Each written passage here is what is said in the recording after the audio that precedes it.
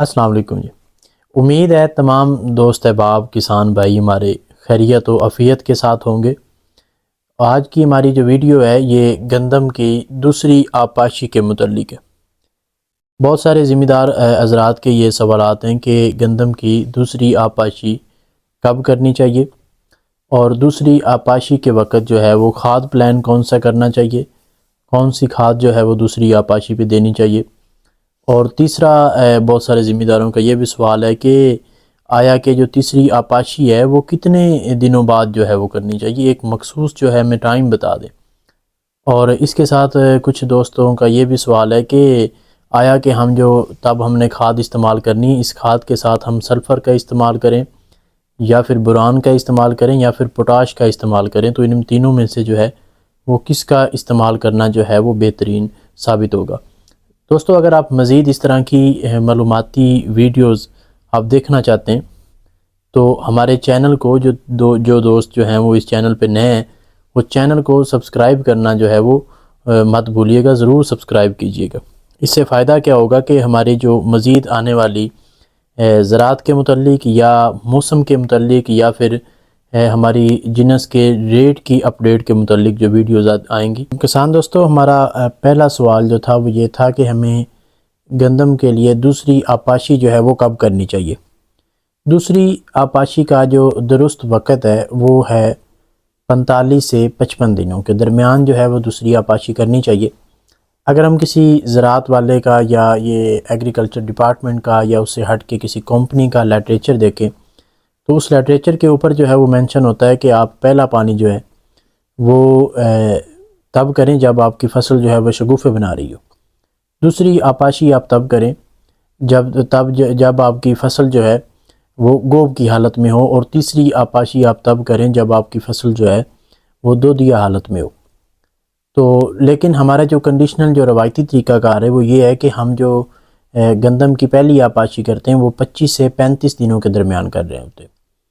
تو 35 دن میں نے اس لیے کہا کہ جو گندم جو ہے وہ دھان کی فصل کے بعد کاشت ہو تو اسے جو ہے وہ دوسری گندم کی کاشت یا دوسری جنس کی فصلوں کے بعد جو گندم کاشت ہوتی ہے اس سے ہم جو ہے وہ لیٹ کرتے ہیں 5-10 دن بعد آبپاشی، کیونکہ دھان والی فصل جو ہے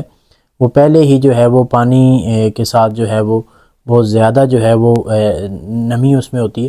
تو اس لیے جو ہے پہلی آبپاشی ہم کرتے ہیں وہ عموماً ہم جو ہے دھان کے بعد جس دھان کے وٹ میں جو لگائی گئی ہو گندم تو اسے جو ہم 35 دن تک جو ہے وہ پہلی آبپاشی کرتے ہیں۔ جو دوسری آبپاشی کا سوال ہے، اگر لٹریچر پہ دیکھیں تو انہوں نے لکھا ہوا ہے کہ گوب کے وقت آپ جو ہے وہ دوسری آبپاشی کریں۔ تو گوب کا وقت تو جو عموماً ہے وہ 65 سے 75 دنوں کے درمیان آتا ہے۔ تو اگر ہم 65 سے 75 دنوں کے درمیان جو ہے وہ دوسری آبپاشی کریں تو اس کا مطلب ہوا کہ تب ہمیں نائٹروجن کھاد کا بھی کوئی فائدہ نہیں ہوا جو ہم نے دوسری آبپاشی پہ ڈالنی ہے۔ اب اس کے پیچھے لاجک کیا ہے؟ لاجک یہ ہے کہ ہمیں جو ہے وہ فاسفورسی جو کھاد ہے،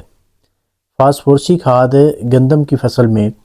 وہ بجائی کے وقت یا پھر پہلی آبپاشی پہ فاسفورس کا جو ہے وہ مکمل جو ہے وہ استعمال کر لینا چاہیے۔ اس کے علاوہ نائٹروجن کا استعمال آ گیا، تو نائٹروجن کا جو استعمال ہے وہ پہلی آبپاشی پہ کریں، اور دوسری آبپاشی پہ یعنی نائٹروجن اور فاسفورس کا جو استعمال ہے وہ آپ 65 دنوں تک جو ہے وہ اپنا نائٹروجن کا جو پلان ہے وہ مکمل کر لیں، کیونکہ اس کے بعد آپ کی فصل کو جو ہے وہ نائٹروجن کا کوئی فائدہ نہیں ہوگا۔ ہم نائٹروجن جو ہے کسی فصل میں استعمال کیوں کرتے ہیں؟ استعمال اس لیے کرتے ہیں کہ ہمارا پودا جو ہے وہ مزید اپنی جو ہے وہ شگوفے پیدا کرے۔ ہم پہلی آبپاشی پہ جب نائٹروجن کا استعمال کرتے ہیں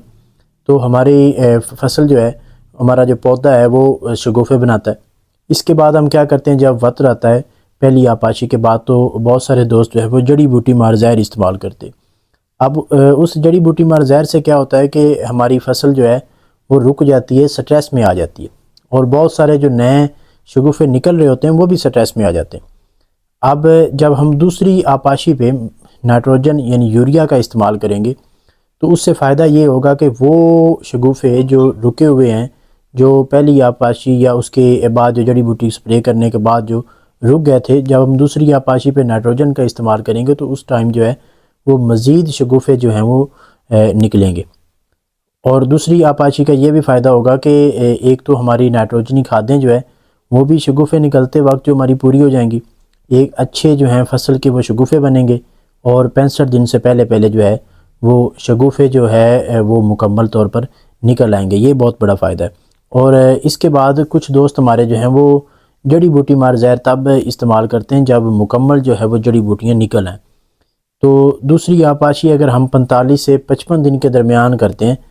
تو تب جو ہے وہ جڑی بوٹی مار زہر استعمال کرنا بھی ذمہ دار کے لیے جو ہے وہ بہت زیادہ آسان ہوگا۔ تو اس سے نتیجہ کیا اخذ ہوا کہ ہمیں جو ہے وہ ایک تو دوسری آپاشی جو ہے یہ 45 سے 55 دن کے درمیان کرنی چاہیے، اور سیکنڈ جو ہے وہ ہمارا سوال یہ تھا کہ کون سی کھاد جو ہے وہ دوسری آپاشی پہ استعمال کرنی چاہیے، تو ہمیں نائٹروجن کھاد کا استعمال کرنا چاہیے، یعنی آپ یوریا استعمال کر لیں، یا جو دوست یوریا نہیں استعمال کرنا چاہتے تو وہ گوارا کا بھی استعمال کر سکتے ہیں، کین گوارا کا، یعنی اس میں جو ہے وہ 26% نائٹروجن موجود ہے، تو ادھر جو ہے یوریا میں 46% نائٹروجن موجود ہے، تو آپ دوسری آپاشی پہ یا یوریا کا استعمال کریں یا اس سے ہٹ کے جو ہے وہ کین گوارا کا استعمال کریں۔ جی، تو اس کے بعد جو اگلا سوال ہے وہ یہ ذمہ داروں کا ہے کہ ہمیں جو ہے نائٹروجن کے ساتھ سلفر یا اس سے ہٹ کے پوٹاش یا بوران کا استعمال کر لینا چاہیے۔ تو جی بالکل، اگر آپ دوسری آپاشی پہ یوریا کا استعمال کر رہے ہیں تو آپ ساتھ میں جو ہے وہ سلفر بھی استعمال کر سکتے ہیں، ساتھ میں جو ہے بوران بھی استعمال کر سکتے ہیں، اور اس سے ہٹ کے اگر یہ نہیں کرنا چاہتے تو پھر آپ جو ہے وہ یوریا کے ساتھ پوٹاش کا بھی جو ہے استعمال کر سکتے ہیں۔ تو یہ بھی سوال ہوگا کہ ہمیں یوریا جو ہے اس کی کتنی مقدار استعمال کرنی چاہیے۔ تو جو زرخیز زمینیں ہیں تو وہاں پہ باری میرا زمینوں میں تو آپ آدھا بیگ یوریا کا بھی استعمال کر لیں تو وہ بھی کافی ہے، لیکن اگر آپ پورا بیگ جو ہے یوریا کا یا پورا بیگ جو ہے اپنا گوارا کا استعمال کرتے ہیں تو وہ بھی جو ہے وہ زبردست ہے۔